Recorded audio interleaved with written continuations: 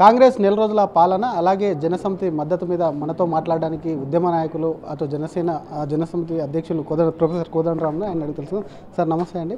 ఎలా ఉంది సార్ అసలు కాంగ్రెస్ పాలన నెల రోజుల పాలన మీకు ఎలా అనిపిస్తుంది? మంచిగా ఉన్నదనేది నా అభిప్రాయం. ఎందుకంటున్నానంటే ఇప్పుడు స్వేచ్ఛగా ఉన్నాం, ఒక భయోత్పాతం అనేది లేదు, ఒక పీడన లేదు, ఒక నిఘా నీడలో బతికినాం, అది లేదు ఇప్పుడు. అది ఇలా కారణంగా ఇది బాగుంది అని చెప్పి అంటున్నాం. స్వేచ్ఛగా ఉన్నారు మనుషులు, నెత్తిమీదికి వెళ్ళి బరువు దిగిపోయినట్టుంది అనే అభిప్రాయంతో ఉన్నారు. రెండోది ఏంటంటే కొంచెం నిర్ణయాలు తీసుకుంటున్న పద్ధతి కూడా బాగుంది. ఎక్కడ కూడా ఏదో తమ అవసరాలను ప్రధానం చేయకుండా ఎట్లయితే పాలన బాగుంటుందనే విషయాన్ని దృష్టిలో పెట్టుకొని నిర్ణయాలు చేస్తున్నారు. అదొకటి బాగుందంటానికి రెండవ కారణం. మూడోది మాట్లాడుకోవటానికి ఒక తవ్వ ఉంది. మినిస్టర్ దగ్గరికి వెళ్తే ఆయన నిర్ణయం తీసుకోగలుగుతున్నారు. ఇదివరకు మాదిరిగా అన్ని ముఖ్యమంత్రి దగ్గరికే పోవాలనేది ఏం లేదు. మంత్రులకు వెళ్ళి చెప్పుకుంటే కూడా ఎంతో కొంత న్యాయం అయితే జరుగుతున్నది. అది మేము చూస్తున్నటువంటిది మూడో కారణం.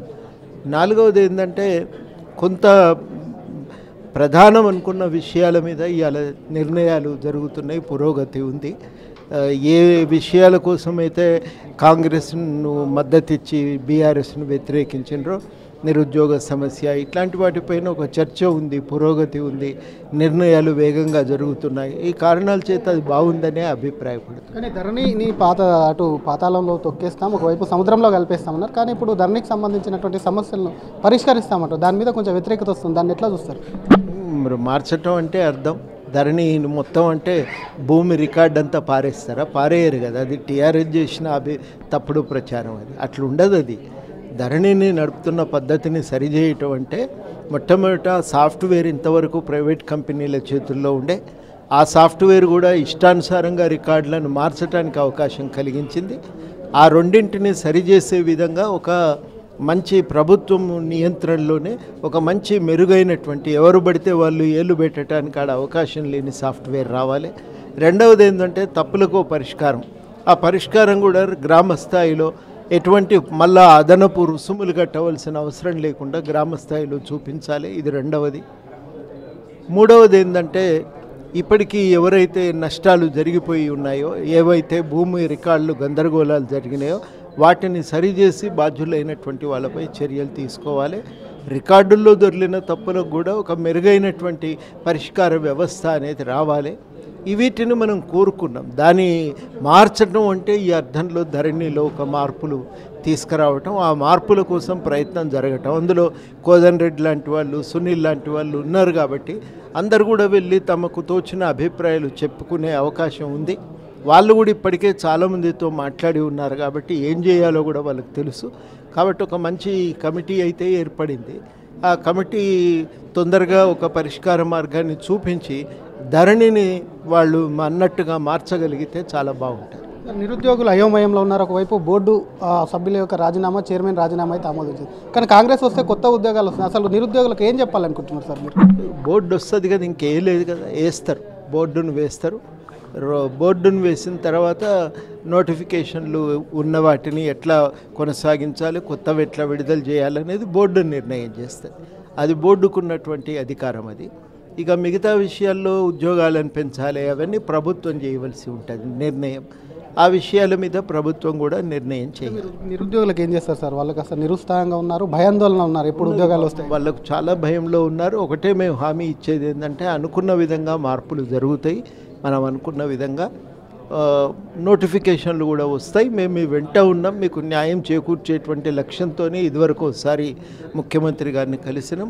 అవసరమైతే మళ్ళీ కూడా కలిసి న్యాయం చేకూరుస్తామని హామీ ఇస్తాం.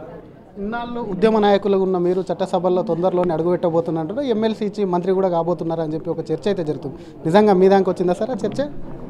ఎమ్మెల్సీ అవుతారన్నది అయితే టీవీలనే వచ్చాయి కదా, తాటిక ఎంత అక్షరాలతో వచ్చింది, స్వయంగా ముఖ్యమంత్రి చెప్పిండు కాబట్టి అది వచ్చింది. అది సమాచారం. మిగతా ఇవన్నీ కూడా ఇప్పుడు బయట జరుగుతున్న చర్చ అని అనిపిస్తున్నది. అది ఏదైనా అధికారికమైనటువంటి ప్రకటన అయితే కాదు. అంటే మీకు ఎమ్మెల్సీతో పాటు మంత్రి పదవితో పాటు ఇతర నాయకులకు ఏమైనా పదవులు ఆశించే ఎమ్మెల్సీ ఇంకా ఏమన్నా అడిగే అవకాశం ఉందా? ఉన్నది కదా, మేము అడిగింది 2 ఎమ్మెల్సీలు, తర్వాత కొన్ని ఇవి కార్పొరేషన్లు, జిల్లా స్థాయి పదవులు అవి అడిగినాము. అవి చూస్తున్నాం తప్పకుండా అవకాశాల కోసం. పార్లమెంట్ ఎన్నికల్లో కాంగ్రెస్కు మద్దతు ఉంటుందా ఇది కంటిన్యూ అనేది ఆలోచన ఇంకా అది తప్పకుండా అదే తోవలో పోతాంగానే ఒకసారి మేము మళ్ళీ కమిటీలో అనుకున్నాక ప్రకటిస్తాం.